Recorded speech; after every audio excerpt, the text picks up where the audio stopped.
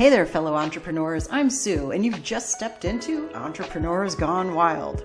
Every week, I'll introduce you to a friend of mine, a remarkable entrepreneur who's not just changing the world, but also harnessing a secret weapon, time outdoors. Together, we'll dive into their journey, unpack invaluable business advice, and discover why embracing the wild is not just good for the soul, but also a goldmine for inspiration and innovation. Ready to uncover the secret that's boosting bottom lines and fueling joy? Hit subscribe and join us in the wild. Ladies and gentlemen, this is going to be fun. I'm excited to introduce Travis Holzem. He's an innovator transforming local food production.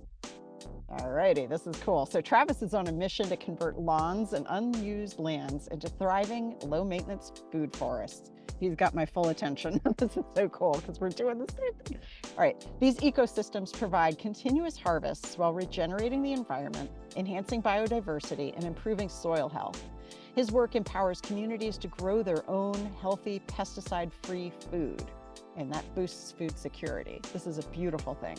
With his accessible food forest design system, Travis makes it easy for anyone to create a personalized, sustainable food forest tailored to their needs.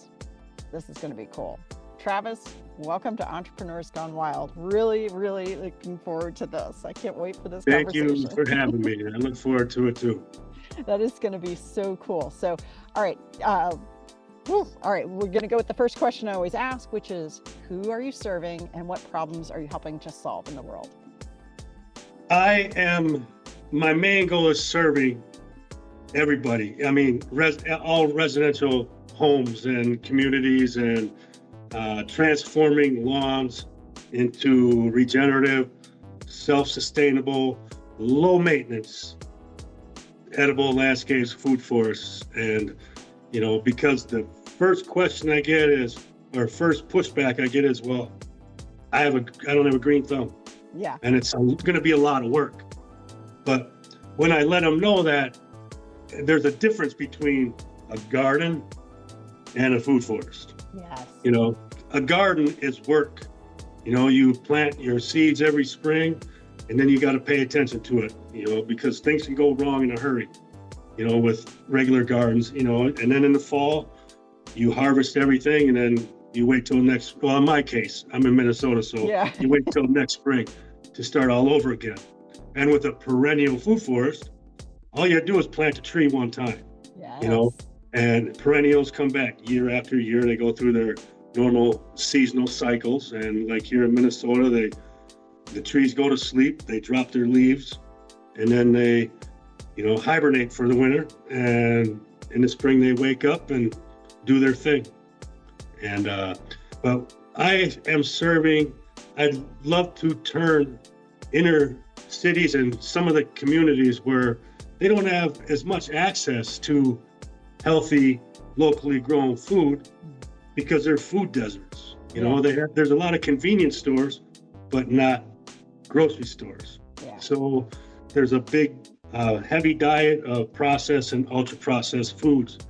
And my goal is someday is to transform all of these landscapes into food forests and edible landscapes. Instead of ornamental trees, I want to have food producing trees everywhere. So you can solve food insecurity. Yeah. And then my thing with that, you solve food security, the crime rate everywhere is going to plummet. It's going to go down because people with full bellies are not out committing crimes. There's no reason to. Yeah. Because a lot of the reason they're out committing crimes is because they're hungry and they go do whatever they have to do to get stuff so they can eat. Yeah. And one other thing too, another pushback I get. Well, if you have food growing everywhere, what's stopping someone from taking all the food off the trees and then selling them on a street corner? But why would you have to if everybody can just walk down the street and pick an apple or a peach, a plum, whatever, And along with that, our city governments, we have land everywhere. Mm-hmm. And it's just, we have police stations, we have libraries, city halls, and they have beautiful landscapes, but there's no life in it. Yeah. And a lot of them put solar panels and stuff to, okay, we're green. But, why not use our tax dollars and put that into food forests and Yeah. food for everybody? And it's logical and it makes sense. It does. It's amazing. And I mean, there's landscaping in so many of these spaces. Why Hmm. not just switch to something that's going to bear food? Yeah, and then they also, well, who's going to take care of it? Well, nature takes care of it, Right. you know, because I design a property, I'm not just throwing a tree in the ground and hoping for the best. I'm planting supporting plants with an apple tree, because there's 7 layers to a food forest. Mm. So you got your canopy layer, you got your sub canopy, you got your herbaceous layer, your bush shrub layer, your ground covers, and your all your stuff that grows, like your sweet potatoes and all your tubers. And so you plant these all together, and they work together. I'm sure you know what a guild is, but it's a community of plants that all work together. Yeah. So they all benefit each other. They all talk to each other, and so it's when they start growing, it's kind of hands off. Yeah. Just like the picture behind you in your background, you can see a wooded area. Yep. No one maintains that but nature, Right. and nobody has to. Exactly. And that's how a food forest is for you. So it's try to make it easy for everybody. I love that. It's like a regular forest, except you can eat from it. Yeah, it produces food, and it brings back wildlife Yeah. and bees and butterflies and all that type of stuff. And it's a design science is what it is. And you're working so cool. with nature and not against it. I think that is so cool. And so I live, I'm in Northeast Tennessee. It's very rural here, but we have the same problems where, there's farmland everywhere. There are very few grocery stores compared to that. There's a ton of Dollar Generals, and it's like this is where people are eating, and especially people who, if they're economically having a hard time, it's it's much cheaper to just go buy some garbage super processed food rather than going to buy free range eggs that are like, it's crazy. And so I'm so excited about this, because here at the retreat center and the homestead, that's part of our mission, is teaching people how to go produce food. I'm hoping that they're going to get so there's my secret plan here. Travis, they're going to come onto this place. Yeah, exactly, right. They're going to be out here. They're going to be enjoying it. Build it, and they will come, right? Yeah, but then too, I want them to develop a habit of I like being outside. Wait a second, I actually helped gather eggs. I actually planted a thing. I could do this at home. So that's kind of our mission. And there's properties I know of that are just thriving food forests on many, many acres. And when someone goes on these properties, it changes their life, so cool. Because they come from the city where it's, concrete jungle, and they go into nature, and they're like, it just overwhelms them, and like, wow, this is how easy it could be, so. Oh, that's amazing. That is so cool. All right, so people work with you. Is it, are you mostly working with government entities? Are you who's your ideal person? No, I work with residential, like your normal suburban homes, and suburban lawns, and that's who my main focus is. Right. But I also like to work with schools, because I want to get into schools, put food forests on school properties, so the kids can grow the food, help take care of it, and also learn a skill. And how to grow food, how to be self-sustainable. And then prisons, because if you put food forests in prisons, you give prisoners a job to do, a skill, and you give the prisoners fresh, locally healthy food to eat instead of the crap they're getting every day. And it's going to be better for their mind. If they're eating these processed foods, they're always fighting each other because there's no nutrients. It's not good for it. Their body doesn't process it right. But all these, and plus there's just a bunch of green space on these prison grounds. Sure. And they're not using it wisely, and you got churches are the same thing. You got senior living, all these places, real estate developers, when they develop a new neighborhood, do it right the first time with the water, with the energy, and with the food. You know, every Right. home should Oh, have yeah. food from day one. When you move into your home, you can have a food forest, That's you know, amazing. or fruit trees lying down the street instead of ornamentals. Oh, So, yeah. so I work with residential first, Hmm. but I also, and homestead, you know, I get homesteads sometimes, and then maybe a hobby farm, Yeah. or people that want to go big and like a big homestead or a big farm, permaculture farm. So Yeah. it's just, I'll take what I can get, you know, because I love to do it. But I like to do residential homes. And That's so cool. Yeah, for sure. All right. And then so somebody's working with you. What happens? I would imagine like you're interviewing them about like, well, what is your land like? And then are you like, what happens after that? they come to my website and they want to hire me to design their property. Hmm. I have a questionnaire. I ask them a bunch of questions about their property, and if they have it, they'll upload images of the property, the dimensions, and all that stuff. Otherwise, I go to Google Earth and I can Hmm. get an image of your property, all the dimensions, but then I also get all the land data Hmm. and analysis of your land through different websites that, you know, have all this data. So it tells me what your soil type is, Hmm. how much sun is in your area, how much rainfall you get, the elevation of the land in your area, pretty much. And there's so many different things. And also, do you have water problems on your property? You know, does water pool up?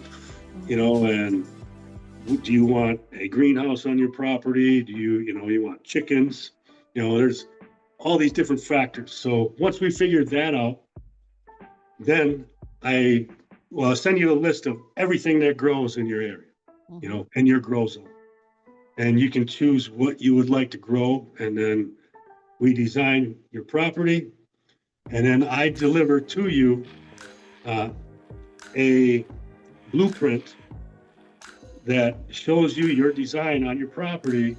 But I also have a narrative of that. And I explain the history of your property and all of that data. And then I show you step by step how to do it yourself. Nice. So you have that option. You know, some people like to do it themselves, you Hmm. know. So I would deliver that blueprint and they can install it themselves.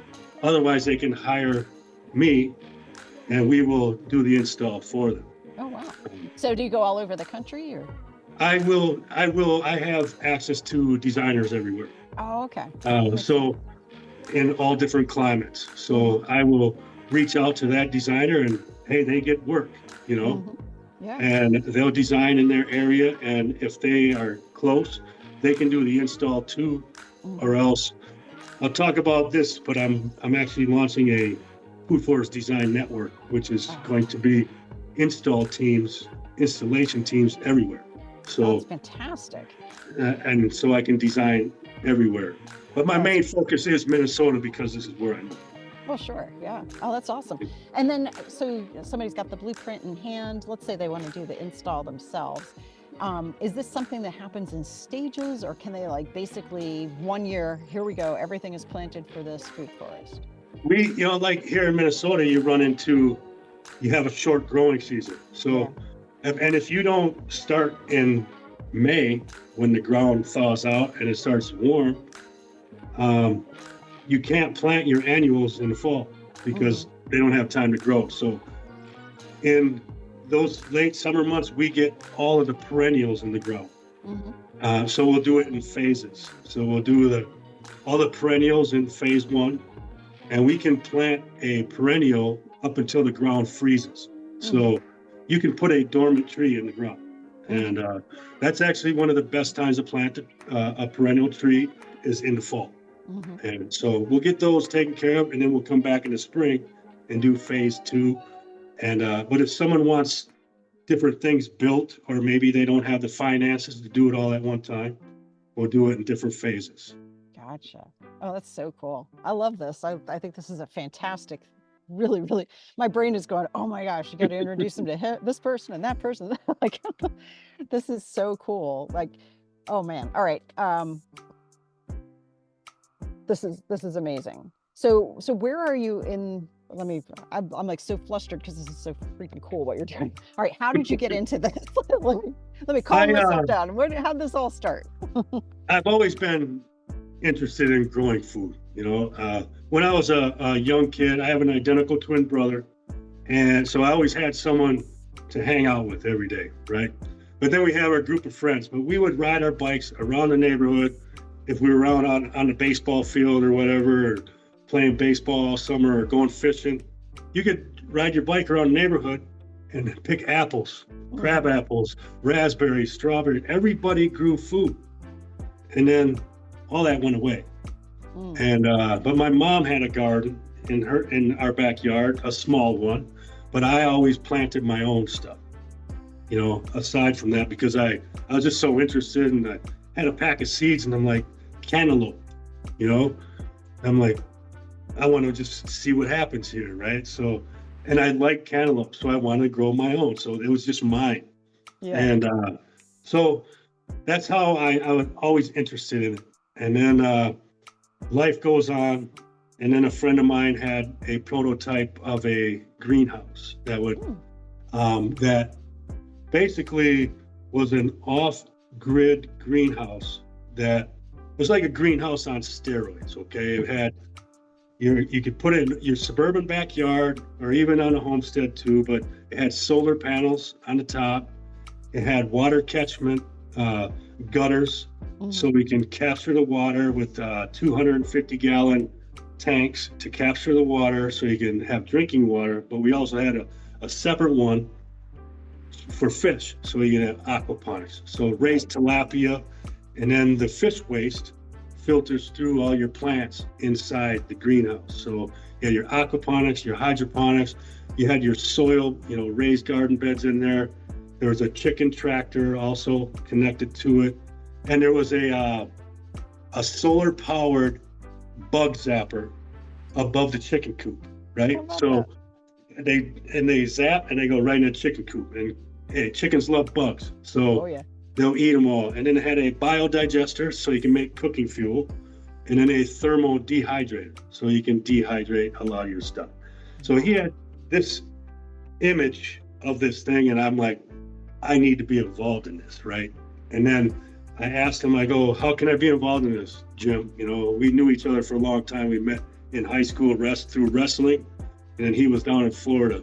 And he goes, well, the prototype's being built down here. Why don't you come down and see it?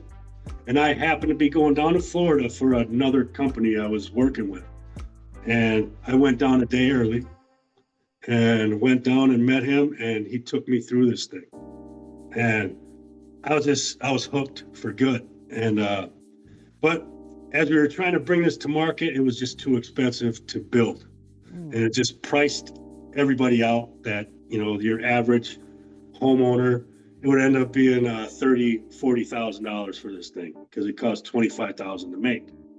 So kind of had to put that on the back burner and go back to the drawing board. And so we came out with some other designs, and then that was over a few year period and just never got it to market. But then COVID came. And so that was 2015, and through 2019 we were trying to do this. And then my friend called me up. He goes, he was out of business because he had a kiosk in a mall. And we gotta do something here, right?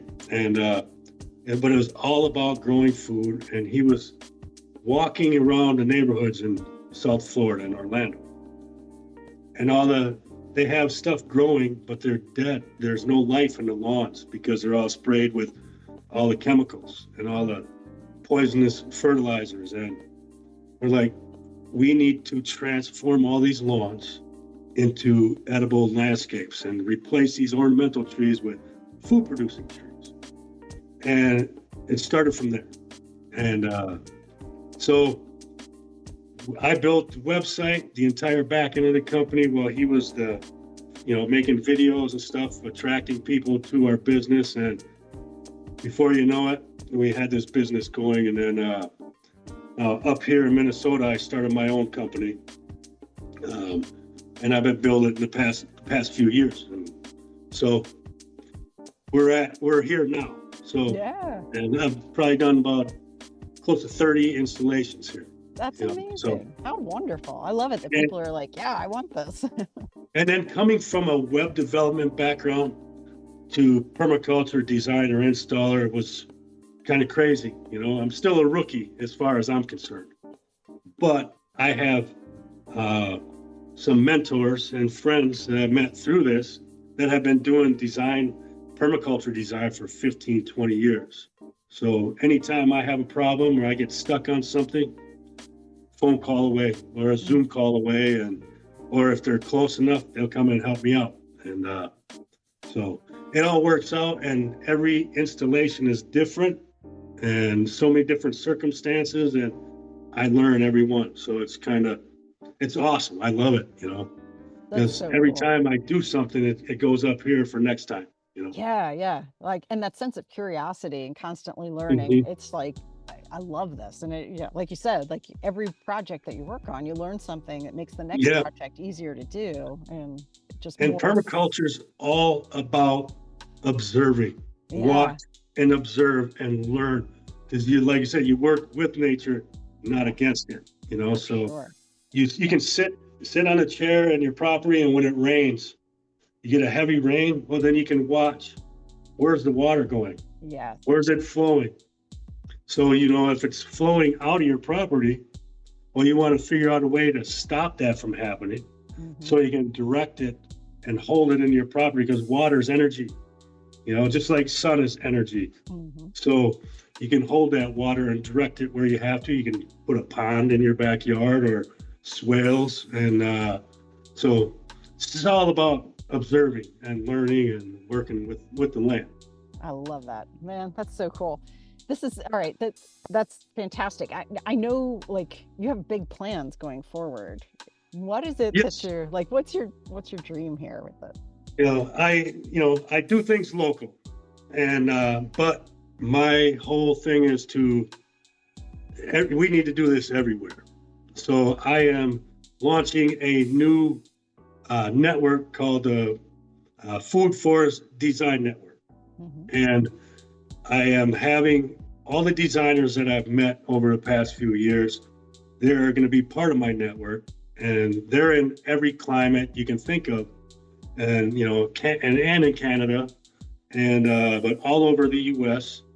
So I can design a property anywhere in Mm. every grow zone, every climate. And then I'm having people join my network that want to start their own Mm. food forest installation or edible landscape installation business. And so they will join my network, and I will advertise in their area. I do all the marketing and I will do all the design work. And then when it's time for the installation, pass it off to them and they will get it done. They will represent Food Forest Design Network. That's so And cool. but then everybody works together. We Mm. get big projects where we have others working together, and everybody wants to work together and collaborate together. And it's amazing to see. And I just can't wait to see how far we can take this. Oh yeah, man. I'm thinking there might be grants available for this too. Yeah, I'm trying to find some investors too to help get me off the ground, because the grant process takes a long time usually, and a lot of red tape with the government. And I Yeah. usually don't want to work with the government because they usually work against you. You Yeah, know, it's true. they're There's they're not private always. grants too. I was Yeah, thinking private true. grant. My brain Yeah, always goes to private first, but yeah. yeah. But every time I think grant, I'm like, yeah, Oh yeah. because the government's not your friend, right? No, no, no. They're not looking to help anyone. They're just. Definitely not. Shocker, right? Yeah, Hey, yeah, hey, shocker. babes. So, Hate to so burst the people bubble, that guys. Yeah, so I'm looking for impact investors, people that Yeah. want to leave a mark, leave a Mhm. legacy, behind. And what better way than a edible landscape or a food forest in your city, Mhm. or that is going to be there for years to come and Oh feed yeah. everybody. That's incredible. I love that so much. Man, all right. So how like how are you how are you building right now? How are you finding new clients, new customers? How's that working for you? Well, I have my website, Hmm. which, that takes care of, that's my, that captures all my leads and, Hmm. answers questions. But I have a YouTube channel. It's Food Hmm. Forest Design Minnesota, and I have about 380 videos on there so far. You Wow. know, every time I'm out on a property doing an install, I film everything. Hmm. So you can watch as I do it, and you know, depending on somebody who might want to learn how to put a tree in the ground. So you're gonna actually see me do it, and all these different types of things, and then all my social media I have, Instagram, Facebook, uh, a little bit of TikTok. I'm not too much into that one. There's so many, it's hard to keep up with all of them It is. at the same Yeah. time.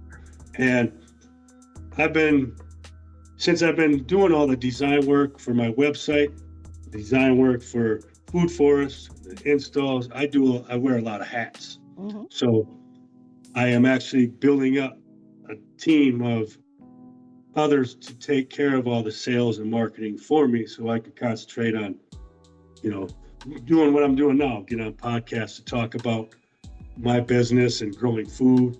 And it helps me spread the word. For So sure. That's for yeah. sure. That's great. Yeah, I always feel like the most important thing, most important task for a founder to do is to share their vision. Because it's Hmm. like, there could be 10 companies out there doing what you're doing, but they want to hear from you. This is like Yeah, you're going to have your exactly. unique voice on it, your experiences and your vision for this. So the more time you can And be out there doing yeah, that, and the better. one great thing too in my area, the competition I have Hmm. are others that I have actually helped Oh, start good. their installation businesses. They came along and they've done installs with me because they've never done one before. So they worked with me on a couple of installs and figured it out and learned, and now they're doing it themselves. But now that they're out there, they work, they can work with me. So Yeah, it's for sure. it's really not even having competitors, Yeah. because we all work together. Tra- So Travis, it's like you grew food and now you're growing food growers. there you go. Yeah, planting a seed. Yeah, that's awesome. There's that quote: you can count the number of seeds in an apple, but you can't count the number of apples in a seed. I love that quote. I think about that a lot because I think it's Yeah. the same thing with ideas. And it's Yes. like, like this could just, you plant this and tend it and water it, give it some time. And then in the next season, it's going gangbusters, which is And so then cool. one thing people should think of: growing your own food is like printing your own money. You Yeah, know, it is. there. That's so cool. All right. So I always want to know, like, when you're outside, you're getting great ideas. How do you like, what are you doing when you're outside getting great ideas and how do you capture them? Um, if I have my phone with me, I get the voice recorder out and I'll talk into it, or I'll make a video Hmm. and I have a GoPro, and if I'm outside working at a property, I might be in the middle of putting a tree in the ground, but some idea will come to me because I'm always thinking. Hmm. And so, yeah, it's just, I get some of my best ideas outside, but also I go to the gym every day. Hmm. So I get a lot of my ideas when I'm working out. So I might have to stop working out so I can record a message for myself. But Exactly. that's, I get my best ideas when I'm doing other things. Yeah. So, It's funny how it works like that. It's also funny. So we also go to a gym, and when I first, pitched this to hubby, I was like, all right, I know, like, obviously we get a lot of movement in, a lot of activity in, being on a homestead, but there's some things that you're just not quite getting, like the muscle, yeah, you're lifting heavy stuff all the time, but not in a training kind of way, yeah, well, so totally. It's not, you're not isolating the muscles exactly, and just focusing on them. But yeah, but you exactly. are doing a lot of work. Yeah. And then also there's the bonus of nice hot shower on demand. Yeah, yeah, true. And a We hot have tub. that. Yeah, yeah, we have, it's like we've built, he's incredible. He's like MacGyver, and Nice. like O'Brien from Deep Straight Space Nine, Star Trek. So it's like he's able, I'm like, how wouldn't it be nice to have a hot shower? And he's like thinking, thinking, thinking. All of a sudden, we have a hot shower with rainwater catchment and it's Oh, going through this nice. thing. It's like incredible and a little. Is it solar power? No, so we were gonna do that, but we have a Camplux, so propane is for Oh, camping. okay. All right. It works really, really well. I'm like, I would love a greenhouse, obviously budget, when we're self-funding this Hmm. project. So he and my son are building a Wallapini, so it's half underground, half, I'm like, Nice. Oh, I love those. it's so Yeah. cool. And we have, so many natural resources here. I'm always thinking of it as, that are you familiar with acres of diamonds? So it's like that thing of we're really close and it's Mm. just a matter of seeing what's already there. Yeah. Oh, So yeah. And we've got using yeah, and what's using it, available to you. which is Yeah. so cool.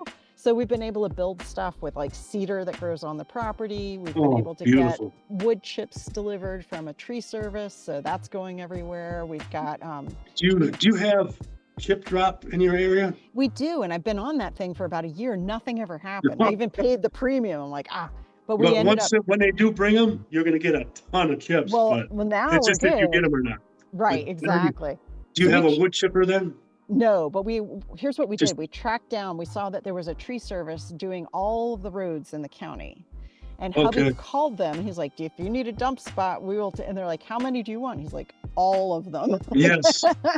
So we've gotten like 25 loads of chips so far in the past month and a half. It's amazing. So we're using And I that got for I roads. got one for you.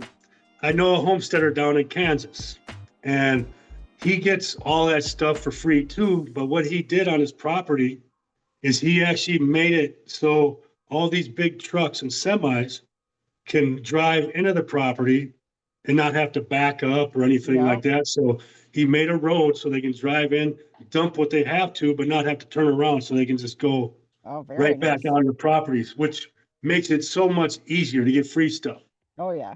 Oh you yeah. know? No, it's great. Yeah, we have like a dump spot at the end of the. It's working fantastic. And then we also work with. There's a sawmill a couple towns over, and they've Nice. got all these ends. So we're like, we take all the mill ends, and some of them you can. It's just firewood. Some of them you can build stuff with. So Oh, like cool. amazing. Yeah. Totally. And That's nice. Really and nice. and we're doing a lot with pallets as well. So it's like, Okay. Is there other homesteaders in your area too? oh yeah, there's a lot.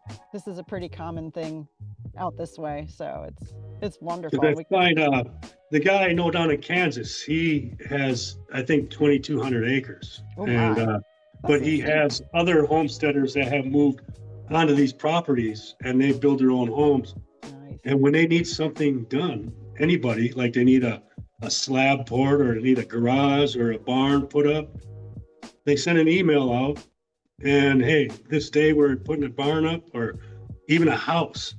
30, Wow. 40 people show up and it's Amazing. done in 2 days, you Whew, know? I love that. So it's just community. Yeah, Everybody just helps each other and it's so everybody cool has different skill sets to bring to the table. for sure. It's kind of like how life works. Exactly. Yeah.